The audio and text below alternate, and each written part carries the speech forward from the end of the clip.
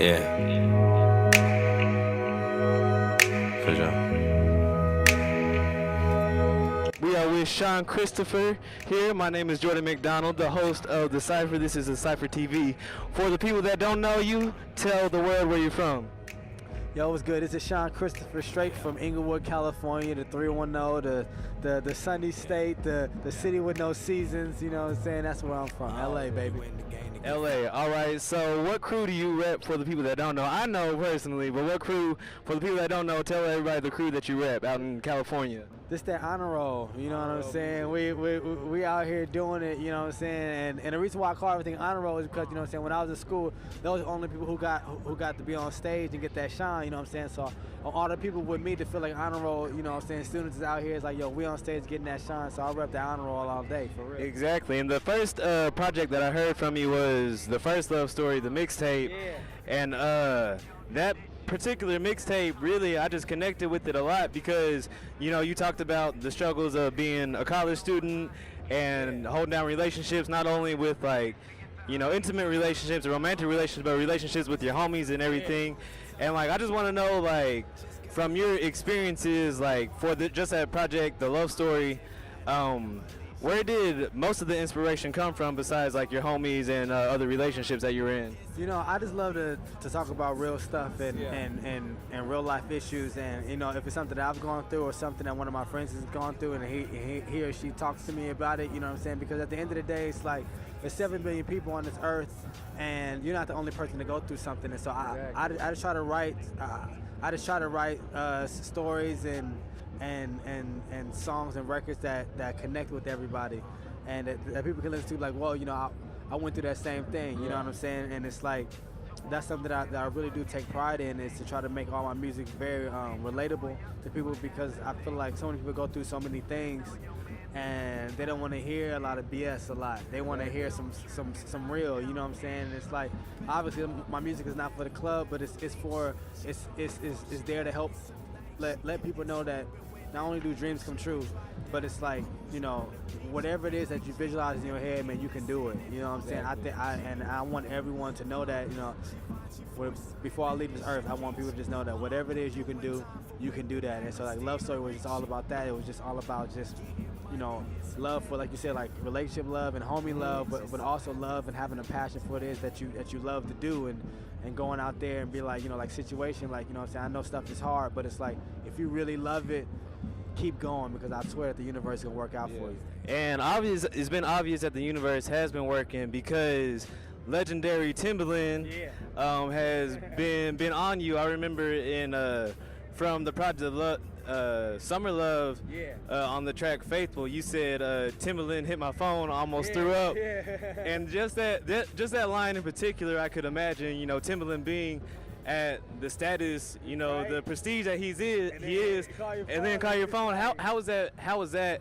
Explain how that was when Timbaland first hit your phone. That's crazy, man, because it's like, I was just telling the story, like, you know, I was chilling in my homeboy's garage, and, like, my manager hit me, and I was like, yo, what's up? And he's like, yo, I got Timbaland on the other line. I was like, who?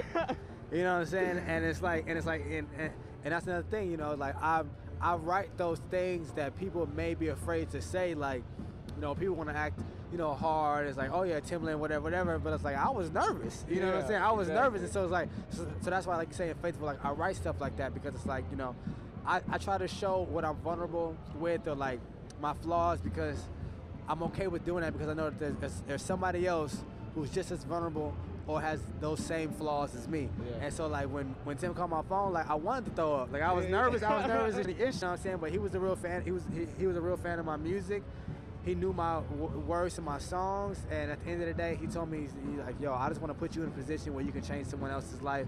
Like I want to be able to change yours, and that's all it's about. Yeah, I was listening to an interview with Timbaland, and he said he didn't want to compare you to Tupac, but that's what it is.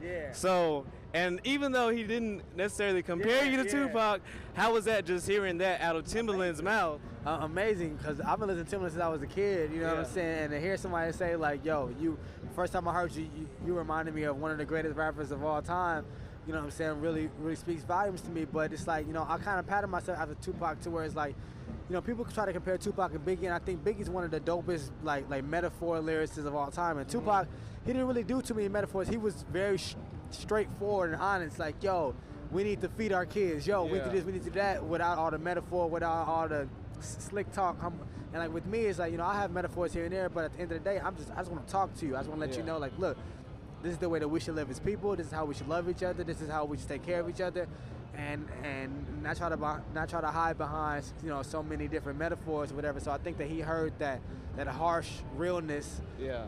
That's really missing from the game. You know? Yeah, and I've really noticed that within all your music, especially in your most recent project, the Shawn Wave, the 5-track. What brought that on? Because I know last summer you tweeted you have 100 songs for us, and you were just coming with the tapes. You came with like 2 or 3 tapes just in like within a week during the summer last summer. So like obviously like you write a lot because always, and so with this most recent project, it's been different. It's been different, and I mess with it. Like, it's dope. It's mad dope. And just explain about. You know, what I'm saying? I was really nervous at first to really like venture off and try like a different sound and everything like that. But at the end of the day, I feel like if I'm gonna be great, if I'm really gonna be great at what I do, then I have to always constantly evolve. And I have to always do what's different. And right now I see, like, you know, a lot of like real up tempo, you know, party, no substance stuff going on. And so at the end of the day, you know me, like I try to do the exact opposite. I try to be different than everybody else. And when everyone's partying at the club, I just want to talk to you. You know what I'm saying? And it's like so with this EP, it's just like, you know what I'm saying, I just gave like a few tracks to show people like where my mind is, like where my head is, and where my sound is going, where it's headed. And you know, it's only the beginning, and I'm only gonna get better and better and better. But it's like, you know, I have a new point of view that I want to share with the world, and I want to let them know that, you know, no matter how long I've been here, how long I'll be here, I'll always have new stories to tell. Yeah. And it's dope that you say, you know, you're trying to talk to people and do your own sound and avoid like the club sound. But your song from Summer Love, Jaded, is not a club hit. Like when you listen to it, but it still bangs, and it's still. I mean, sometimes you know what I'm saying, you be feeling the champagne, and you gotta, you know what I'm saying. Everybody likes to celebrate every once in a while, you know what I'm saying. And so Jaded was just me being like, yo, I didn't think being a human is like, you know what, like at some point I gotta be like, yo, I did it. Exactly. You gotta be able to stunt sometimes. One more question. New music coming this summer. You got a tape. Who knows? You could drop anything else at any time, because Shawn Wave came out of nowhere too.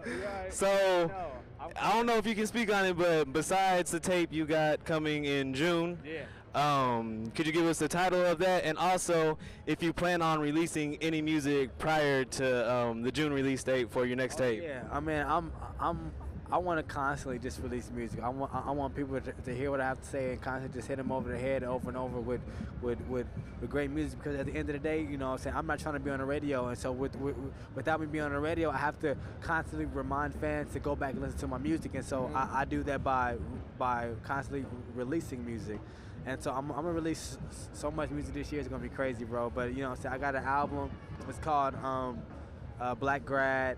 Right. And it's I've been working on it for about 2 years now, and it's amazing, dog. Yeah, well, that makes me crazy excited. It's been real. Appreciate you. This is KTSW TV, KTSW 89.9 San Marcos. Check out the Cypher every Wednesday from 10 to 12. And you know we got Shawn Chris on the sound wave already. This is Jordan McDonald checking out. Appreciate it, bro. Hey, this has been great, dog, for real. Hey, thank you. I inhale, hit exhale to a level, then my sickness you from here, like what's up?